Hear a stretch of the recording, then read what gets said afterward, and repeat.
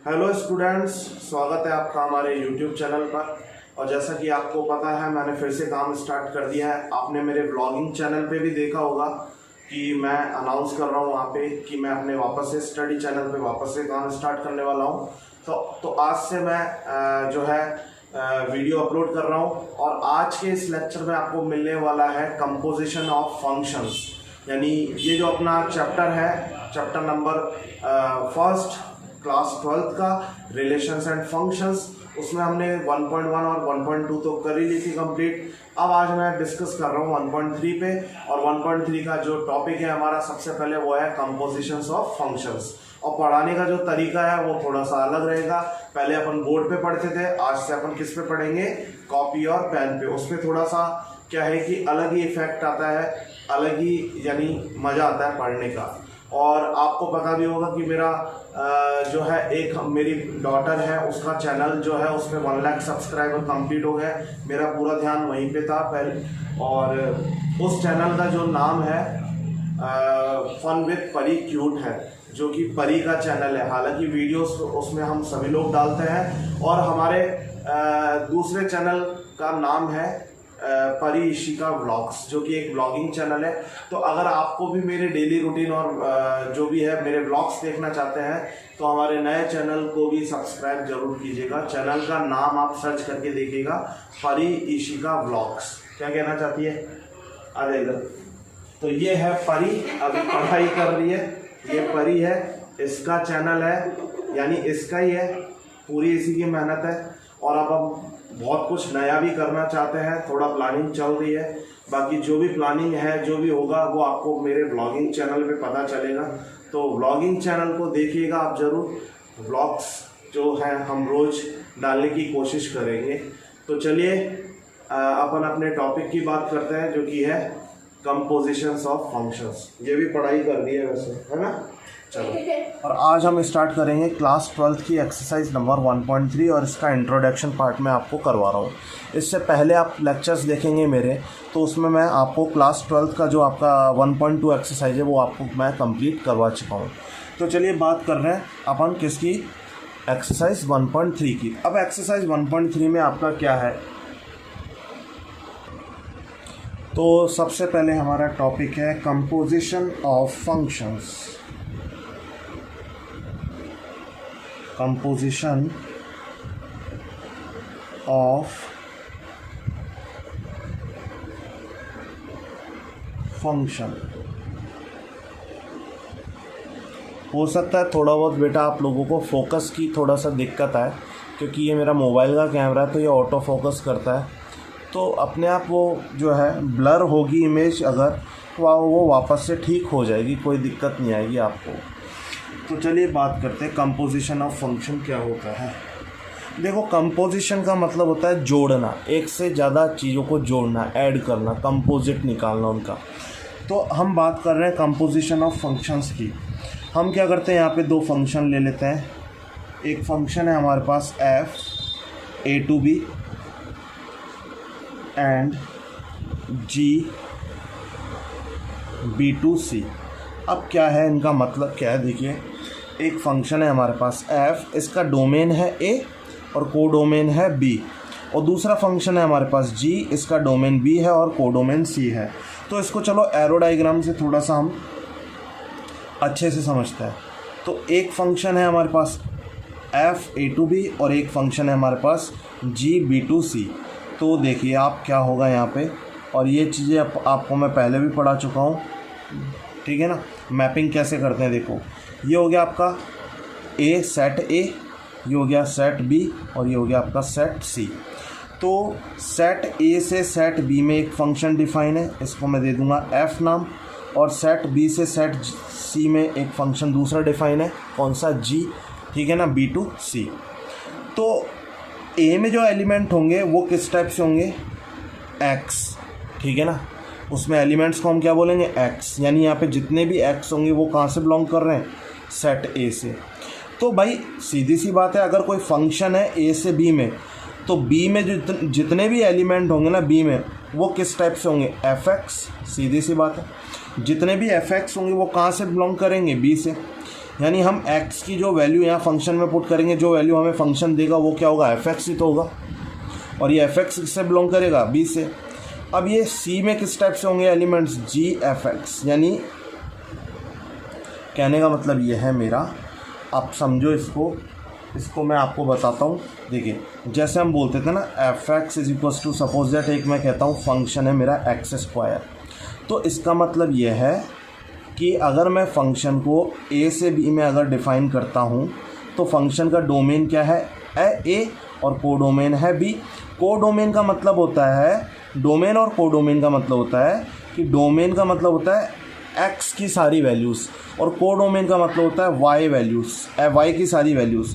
तो y का मतलब क्या है, हमारा फंक्शन ही तो है y, है ना। हमारा फंक्शन जो है, फंक्शन की जो वैल्यूज़ आती है वो y की वैल्यूज़ हम उन्हीं को कहते हैं।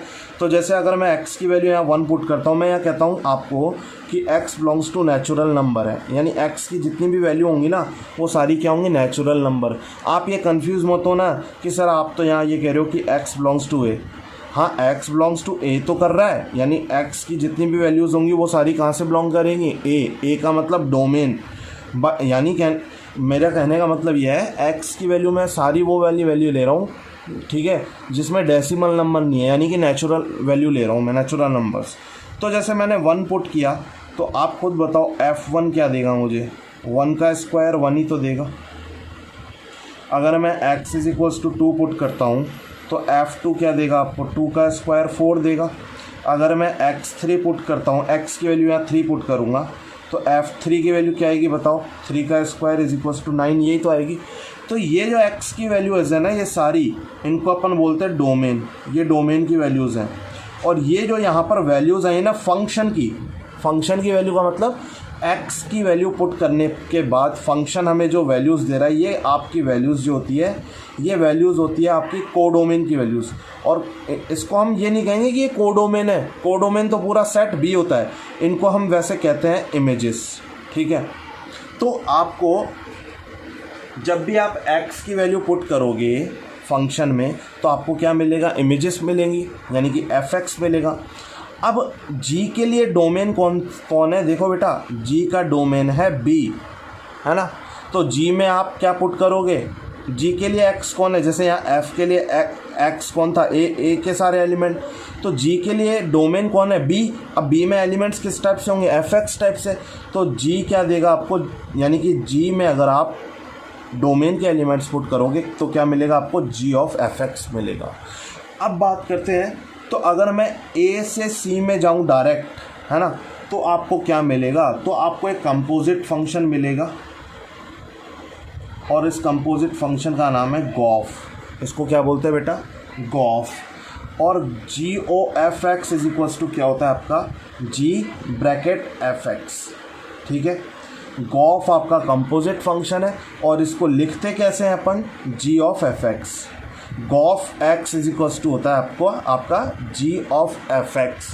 अब बात करें कि इस गॉफ का जो है डोमेन और कोडोमेन कौन सा है बेटा, तो देखो सबसे पहली चीज़ तो ये है कि ये गॉफ x है क्या।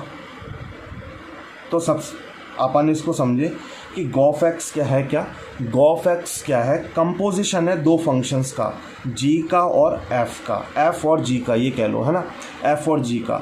अब इसका डोमेन क्या होगा, डोमेन बेटा इसका a होगा और कोडोमेन क्या होगा, c होगा। कैसे बेटा, देखो अगर हम यहाँ पे बात करें गॉफ x की, तो गॉफ x को हमने क्या लिखा, g ऑफ fx। या अगर मैं गॉफ में का बात करूँ, अगर मैं गॉफ की बात करूँ, ठीक है ना, तो पहले मैं अगर जीओ को छुपा भी दूँ अगर, तो कौन बचा, f। तो f में हम x ही तो पुट करेंगे, f के डोमेन के एलिमेंट, और f का डोमेन क्या है, a है। और जैसे हम पुट करेंगे तो मुझे क्या मिल रहा है, g ऑफ fx, और g ऑफ fx क्या है हमारा c, यानी इसका डोमेन क्या हो गया, डोमेन तो हो गया हमारा a और कोडोमेन हो गया आपका c, गॉफ x का, ठीक है, गॉफ कंपोजिट फंक्शन का। अब कंपोजिट फंक्शन होते हैं दो टाइप के, कौन कौन से, देखो कंपोजिट फंक्शन कौन कौन से होते हैं, दो टाइप के होते हैं।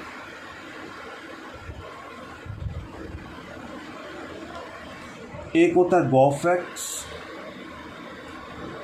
और एक होता है फॉग एक्स। देखो गॉफ क्या होता है वो तो मैंने आपको बता दिया है, फॉग क्या होता है वो आगे अपन पढ़ेंगे, अभी मैं इसके बारे में बात नहीं करूँगा क्योंकि ज़रूरी नहीं है गॉफ डिफाइन हो तो फॉग डिफाइन हो, है ना। हर एक चीज़ तो कंपल्सरी नहीं है ना कि डिफाइन हो। यहाँ पे गॉफ डिफाइन हो, कहीं पे गॉफ डिफाइन होगा, फॉग डिफाइन नहीं होगा, कहीं पे फॉग डिफाइन होगा, गॉफ डिफाइन नहीं होगा। हालांकि है दोनों कंपोजिट फंक्शन। गॉफ को कैसे निकालते हैं, जी ऑफ एफ एक्स, फॉग को कैसे निकालेंगे, एफ ऑफ जी एक्स। तो मैं क्या करता हूँ, सबसे पहले इसका एक एग्जांपल ले लेता हूँ ताकि आपको बहुत अच्छे से आ जाए समझ में कि इनको कैसे निकालते हैं अपन, फॉग की वैल्यू कैसे निकालते हैं, गॉफ की वैल्यू कैसे निकालते हैं। तो गाइस अपन ये वाला क्वेश्चन करते हैं। इसमें ये क्या कह रहा है आपसे कि लेट एफ सच दैट, इसको बेटा अपन क्या बोलते हैं, सच दैट, ये डबल डॉट लग रहा है ना, सच दैट 2 3 4 5 2 3 4 5 9, यानी यह एफ एक फंक्शन है जिसका डोमेन है 2 3 4 5 और को डोमेन है 3 4 5 9, एंड जी एक और दूसरा फंक्शन है जी, सच दैट 3 4 5 9 2 7 11 15। देखो यहाँ इसका को डोमेन है 3 4 5 9, इसका ये डोमेन है 3 4 5 9। आप चेक कीजिए, है ना, यानी इसको अपन ए मान ले, इसको बी मान ले, तो ये बी टू सी हो गया, ये ए टू बी हो गया, ये बी टू सी हो गया, है ना, एक तरह से ये मान लीजिए, है ना। तो ये दो फंक्शंस है अपने पास डिफाइंड एज, इनको डिफाइन कैसे किया है, f2 is equals to 3, f3 is equals to 4 and यहाँ पे कॉमा लग रहा है f4 is equals to f5 is equals to 5। यानी देखो यहाँ f2 की वैल्यू 3 है, f3 की वैल्यू 4 है। अब इसका मतलब क्या है, मतलब ये है जब अपन ने डोमेन में से एक एलिमेंट उठाया 2, तो 2 पुट करने पर fx में x की वैल्यू 2 पुट करने पर आपको क्या मिल रहा है 3, f2 की वैल्यू 3 है, f2 की वैल्यू 3 का मतलब ये वाली वैल्यू, है ना। fx मैंने आपको बताया था ना, fx आपको कहाँ मिलेगा, b में मिलेगा, को डोमेन में मिलेगा, तो को डोमेन में मिल रहा है। फिर हमने 3 पुट किया तो ये क्या मिल रहा है, 4 मिल रहा है, ये रहा। फिर हमने 4 और 5 पुट किया, 4 और 5, तो इस पर वैल्यू क्या आ रही है फंक्शन की 5। देखो यहाँ f4 और f5 की वैल्यू सेम है। फिर हम आगे बढ़ते हैं, अब यहाँ आगे है जी की वैल्यू, तो G3 और G4 की वैल्यू सेम है 7 और G5 और G9 की वैल्यू है 11। अब आपको क्या करना है, गॉफ निकालना है, ये कह रहा है फाइंड गॉफ। तो चलो अपन बात करते हैं गॉफ की। तो बेटा आपको भी पता है मैं अब यहाँ पे गॉफ एक्स तो लिखने वाला हूँ नहीं, एक्स का मतलब क्या हुआ, डोमेन का एलिमेंट, और मैंने आपको अभी अभी बताया था कि गॉफ जो होता है वो होता है ए टू सी। आपका ये ए है एक तरह से, आप इसको ए मान लो, इसको बी मान लो नहीं, कोई दिक्कत नहीं है ही है ना, ये फिर बी हो गया और ये सी हो गया। तो मैंने आपको बताया था गॉफ क्या होता है, ए टू सी।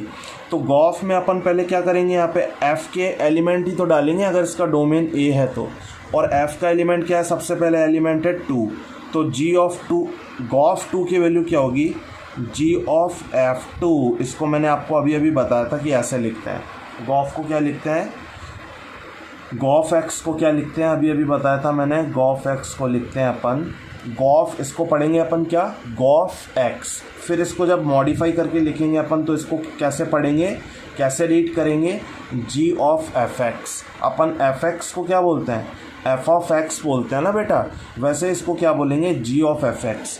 तो इसको क्या बोलेंगे, जी ऑफ एफ टू। तो चलिए इसकी वैल्यू निकालते हैं। मैं आगे एक ही लाइन में करता हुआ चलता जा रहा हूँ, आप देख लेना, इसको समझना अच्छे से, ठीक है ना। तो बेटा जी ऑफ f2 क्या होगा, देखो जी तो एज इट इज़ है। अब सबसे पहले आपको f2 की वैल्यू पुट करनी पड़ेगी। आप ढूंढो यहाँ पे f2 की वैल्यू क्या है, ये रही 3 है, तो मैंने क्या किया 3 पुट किया। अब ये बड़ा ब्रैकेट और छोटा ब्रैकेट लगाने का मतलब एक ही है, ये वाला ये लिखा हुआ और ये लिखा हुआ मतलब एक ही है, यानी कि इसका मतलब ये है। अब आपको जी ऑफ 3 की वैल्यू बतानी है, तो बेटा जी ऑफ 3 की वैल्यू कहाँ दी गई है, ये रही, जी ऑफ 3 की वैल्यू क्या है 7, तो यहाँ हम डाल देंगे 7। इसका मतलब इम्प्लाइज दैट का साइन लगा रहा हूँ मैं, जी ऑफ 2, गॉफ 2 की वैल्यू आ गई 7, एक तो ये आगे वैल्यू।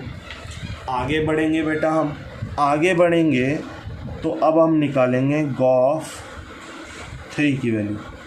अब आप कहोगे 3 क्यों बेटा, 2 के बाद 3 तो आता है, 2 के बाद ये वाला एलिमेंट आ रहा है ना 3। अगर मान लो 3 नहीं होता 4 आता तो 4 निकालते हैं, जो दे रखा है वही तो करेंगे बेटा। तो गॉफ 3 क्या होगा, जी ऑफ F3। अब आप बेटा F3 की वैल्यू ढूंढो, कहाँ पर है, ढूंढो फटाफट। आपको F3 चाहिए, ये रहा F3 की वैल्यू 4 है, ये डाल दी मैंने। अब मुझे इसको ऐसा लिखने की ज़रूरत तो है नहीं कि जी ऑफ 4, चलो लिख देता हूँ मैंने लिख दिया ये रहा। अब G4 की वैल्यू ढूंढो, ये रही 7, तो ये आगे 7, ये काम ख़त्म। फिर हम निकालेंगे गॉफ, ये आगे एक वैल्यू, ये आगे दूसरी वैल्यू, तीसरी वैल्यू हम निकाल रहे हैं यहाँ पे गॉफ 4 की। तो गॉफ 4 क्या होगा, जी ऑफ F4। बोलो बेटा F4 की वैल्यू क्या है, देखो आप ढूंढो जल्दी से। ये रहा F4, मुझे दिखाई दे रहा है F4 की वैल्यू 5 है। देखो बेटा F5 की वैल्यू भी 5 है, पर हमको अभी पहले F4 की बात करनी है, इसलिए F4 की वैल्यू 5 पुट की है मैंने। अब G5 की वैल्यू ये रही 11, तो मैंने पुट कर दी 11। हो गया काम ख़त्म यहाँ तक। 4th नंबर गॉफ, आगे हम निकालेंगे 5, तो गॉफ 5 क्या होगा, जी ऑफ F5। F5 की वैल्यू ये रही बेटा 5, तो मैंने पुट कर दी 5। अब G5 की वैल्यू क्या है बेटा 11, ये आ गया आपका 11।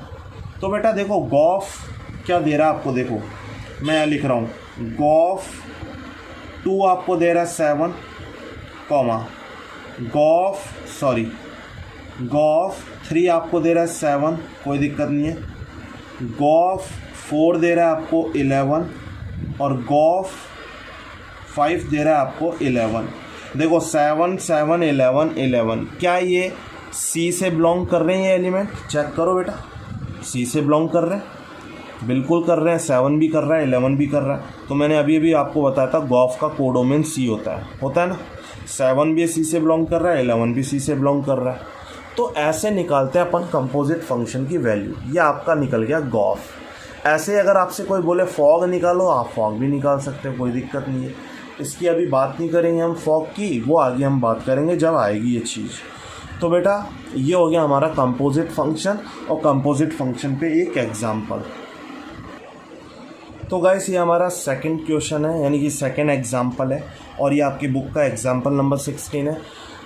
तो स्टूडेंट क्या है, एक्चुअली मैं वैसे एग्जांपल नहीं भी करवाऊँ, पर मुझे यहाँ ये लग रहा है ये एग्जांपल्स मुझे बताने चाहिए। जहाँ मुझे लगेगा नहीं बताने चाहिए एग्जांपल, सीधा मैं एक्सरसाइज के क्वेश्चन करवाऊँ, वहाँ मैं सीधा एक्सरसाइज के क्वेश्चन ही करवाऊँगा, आप चिंता मत कीजिए। पर यहाँ पर ये जो एक्सरसाइज है 1.3, इसमें बहुत सारे ऐसे कुछ एग्जांपल्स हैं जिनको बताना ज़रूरी है, आप लोग नहीं कर पाएंगे अपने आप से, ठीक है।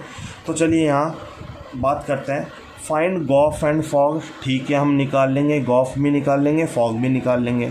If f such that R2R and g such that R2R। अब ये R क्या है, सेट ऑफ रियल नंबर्स। यहाँ पे फंक्शन एफ R2R है, यानी रियल नंबर से रियल नंबर पे डिफाइंड है, और जी भी रियल नंबर से रियल नंबर पे डिफाइंड है। R गिवन बाय, अब इनको कैसे डिफाइन किया है वो बात यहाँ पर कह रहा है ये कि भाई आपका जो fx है वो क्या है, cos x है, और gx जो है वो क्या है, 3x² है। तो चलो बात करते हैं हम गॉफ x की। निकालने का प्रोसीजर वही रहेगा, फाइंड आउट करने का प्रोसीजर रहेगा वही, सेम प्रोसीजर।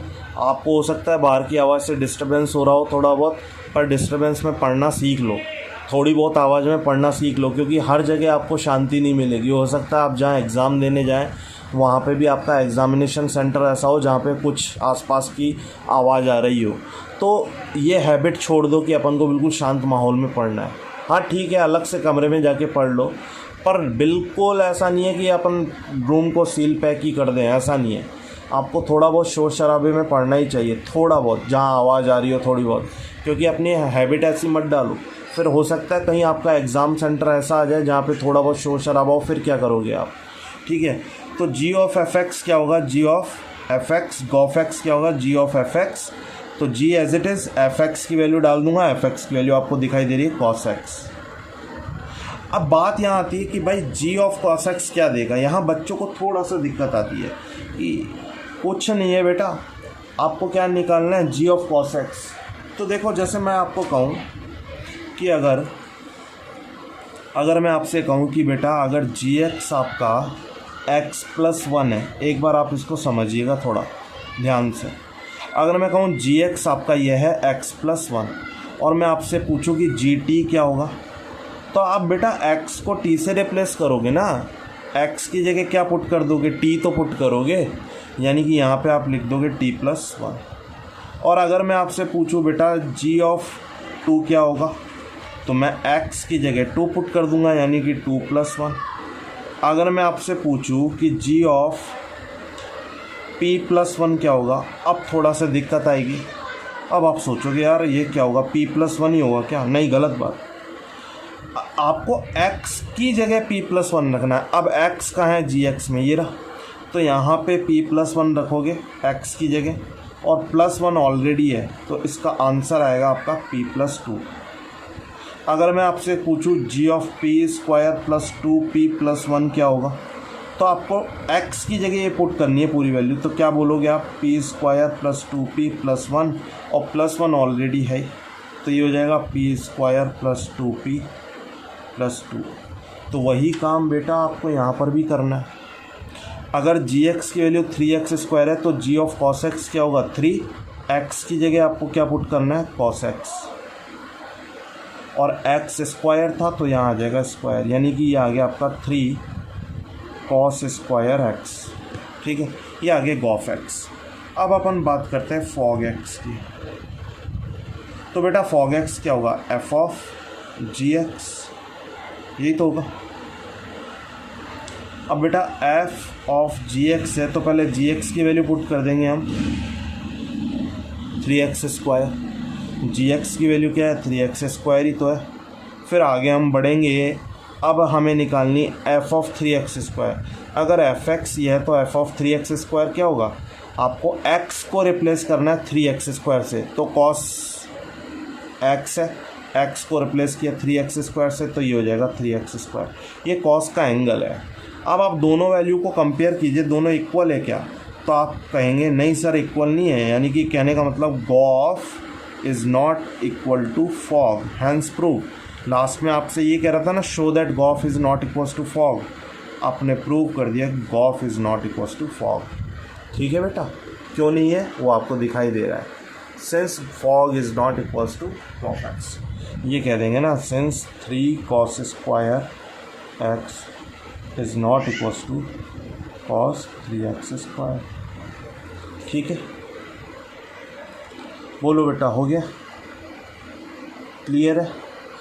तो बेटा यहाँ तक हमने बात कर ली किसके बारे में, कंपोजिट फंक्शन, और उस पर 2 एग्जाम्पल देख लिए। तो स्टूडेंट्स आज के लेक्चर में बस मैं यहीं पे इसको फिनिश करता हूँ। नेक्स्ट लेक्चर में हम आगे बात करेंगे।